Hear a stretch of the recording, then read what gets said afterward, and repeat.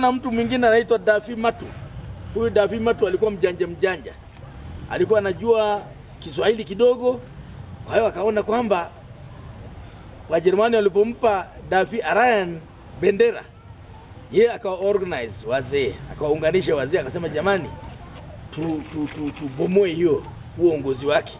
Namna ya kubomoa, tunatengeneza ngoma usiku, ngoma ambayo haieleweki. Kwa hiyo yeye usiku anaenda kwenye karibu na hiyo nyumba ya huyo mzee, anapiga ngoma. Na watu wanasema ile ngoma ni ya nini? Wakasema yule mzee ni mchawi. Kwa hiyo wale watu walioua ndio wanacheza ngoma pale nyumbani kwake.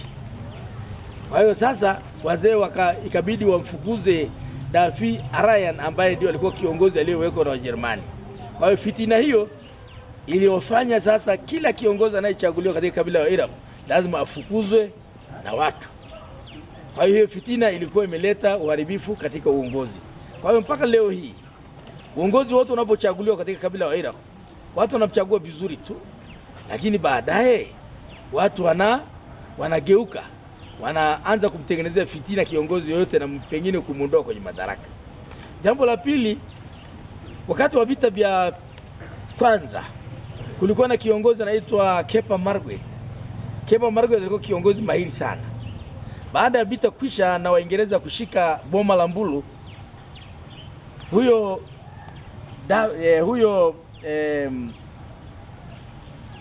Kepa Margaret akaona kwamba mbona hawa askari wa Waingereza ni vijana wadogo na Wajerumani ni warefu wenye nguvu.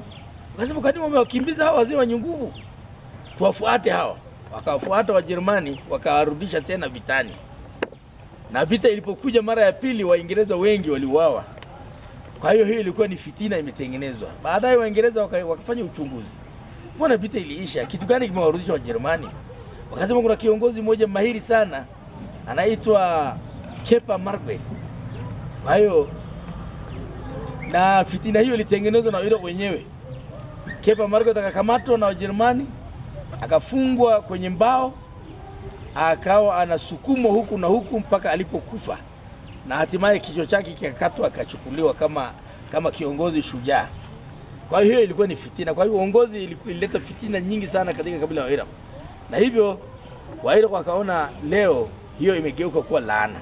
Kwa hiyo ili kutengeneza mazingira haya, wakaona tendo lingine la pili la kutengeneza licha ya elimu ni uongozi, kwa sababu viongozi wengi katika kabila la Iraq wanaacha uongozi, au pengine wakati walipokuwa wanatengeneza haya madawa ya asili walisema vijana wetu watakaporudi kijijini wawe kazi yao wawe ni kunywa pombe na wazee. Kwa hiyo kiongozi akichaguliwa anaweza kuwa kiongozi mzuri, lakini baadaye kutokana na kile tendo lililofanyika la kimila, kiongozi anaingia kwenye pombe, anakuwa mlevi. Kwa hiyo watu wengi wakaona kwamba tendo hilo linahitaji matengenezo. Pia wazee waliona kwamba kuna jambo lingine la pili. Wakati kanisa lilipokuwa linaingia katika nchi ya Iraq, waliona kanisa litaleta madhara. Walipohesabu mawe, wakasema kanisa litawachukua vijana wengi, litawaleta uharibifu, kwa hiyo lazima kuzuia kanisa. Kwa hiyo wakaanza kuhamisha kanisa mahali ilipojengwa, wakawatengenezea madawa ya asili ili hao mapadre wachoke, wasiwapate Wakristo na hatimaye waache kuendeleza kanisa. Kwa hiyo kanisa lilihama kutoka Mama Isara likaanza kutupwa hapo Tawi kwenye pori la Chui. Kwenye mahesabu ya mawe wanasema Chui hao watawamaliza hao mapadre, lakini kinyume chake mapadre walipofika pale wakawakamata wale machui kwa kutumia mitego ya kisasa. Kwa hiyo machui wote walimalizwa na ngozi yao ikageuzwa kuwa mavazi. Kwa hiyo kanisa liliendelea kukua na kustawi. Kwa hiyo wazee wakaona kwamba hii pia ni mojawapo ya matendo maovu yaliyofanyika, kwa hiyo yanahitaji matengenezo. Kitu kingine ilikuwa ni laana ya Gwandulaya. Gwandulaya ni mzee mwenye hekima ambaye alikuwa na wake wengi, lakini kijana wake akakengeuka maadili ya jamii, akamwingilia mama mdogo wa baba, na yule mama alimpenda sana yule kijana. Kwa hiyo wakati mzee anaomba msaada kwa wazee wa Iraq, kijana na mama wakaungana, wakawa wanazuia ile tendo. na wakati wa kuzuia, basi kijana akawa anataka kupiga mzee. Wazee wakasema huyu ni mtu na baba yake, kama hawataka kutusikiliza wacha wapigane. Kijana akampiga mzee na kumvunja mabavu. Baadaye wazee wakambeba yule mzee wakampeleka nyumbani kwake, lakini mzee akamwambia, jamani, huyo faru aliyenipiga mpaka nikavunjika mbavu ametokea wapi? Wakasema, faru yuko nyumbani kwako. Hayo mzee akatoa laana, akasema, basi faru hao waongezeke nyumbani kwenu, kila familia wapate faru moja na wavunje na nyinyi. Kwa hiyo maadili yakaanza kugeuka, vijana wengi wakiira wakawa wanadharau wazee. Hata mzee akisimama katika mazungumzo anaambia mzee, kaa chini, wakati wako umepitwa, huwezi kuzungumza hadharani, sisi tupo. Hiyo ikaonekana kwamba ni moja ya matendo ya laana yaliyojitokeza. Kwa hiyo wazee wakaona hilo tendo pia lirekebishwe. Liko jambo lingine ambalo waliona Waira kwamba jamii yao imekengeuka.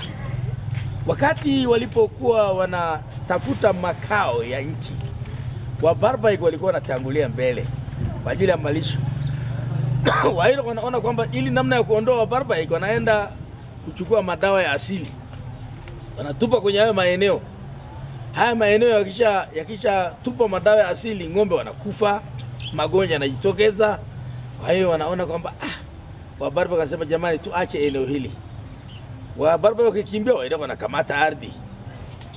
Wabarbaig wanatoa laana, wanasema, jamani, hawa watu waliotufanya namna hiyo na wao wapate hiyo laana. Kwa hiyo pia ikaleta laana ya ardhi, ambayo Waira sasa katika nchi ya Tanzania ni moja ya makabila wanaogombania sana ardhi.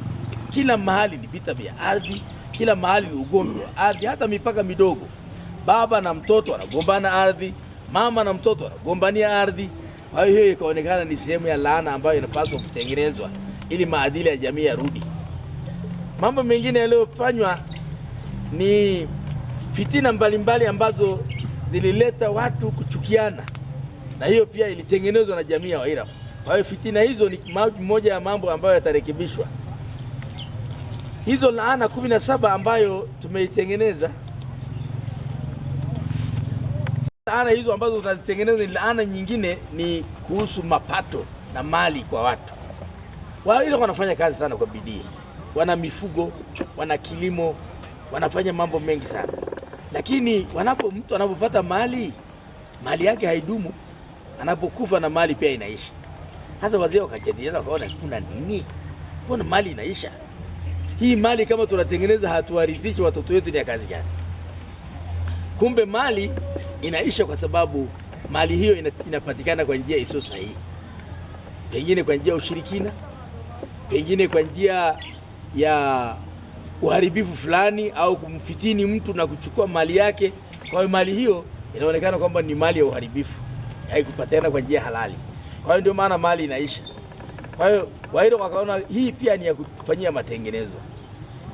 Wako mambo mengi ambayo katika hizo laana Waira wanataka kurekebisha ili kujenga jamii yao. Kwa hiyo wakaungana makabila haya matatu ili kurekebisha. Wakaona kwamba yako mambo mengi ambayo wanaanza kuifanyia matengenezo, na ndio maana ya tukio la leo ni kwamba tukio hili la leo ni moja ya matengenezo ya mambo hayo. Sasa leo kuna nini? Leo kuna kitu kinaitwa Getamu. Getamu ni jina la tendo la kumshukuru Mungu. Maana yake kwa hilo inaitwa Getamu. Ni matengenezo, wanatengeneza pombe ya asili ambayo ni ya mtama. Pombe hiyo ni kama inaunganishwa kwenye maadhimisho ya kimila ya kuomba dua kwa Mungu na kuondoa yale mambo maovu yanayojitokeza kwa kumomba Mungu. Na sisi pia kama Wakristo tumeingiza kwenye ibada zetu, kwa sababu ni ibada inayojenga na inayoungana na ibada ya Kikristo, kwamba Geta ni nini na misa ni nini. Geta kama tendo la kushukuru Mungu na kuomba dua ili kufanya marekebisho ya matendo maovu ambayo yalifanywa na jamii, na watu wanamwomba Mungu awahurumie, awasamehe, haya mambo maovu yaondoke na hayo mema wanayoomba wayapate kwa kupitia adhimisho hilo la kimila. Na Wakristo pia adhimisho la misa takatifu kama Ekaristi ni tendo la kumwomba Mungu agawe neema na baraka zake katika mahitaji mbalimbali ambayo jamii inahitaji kutoka kwa Mwenyezi Mungu. Aidha mambo yaliyoharibika Mwenyezi Mungu awasamehe, aidha mambo ambayo yanatakiwa yafanyiwe matengenezo, wanamwomba Mungu aweze kugawa neema na baraka zake ili haya mambo haya yatengenezeke. Kwa hiyo leo sisi tuna getangu, na getangu hiyo kama tendo la kumshukuru Mungu, na pia tunaunganisha na misa takatifu.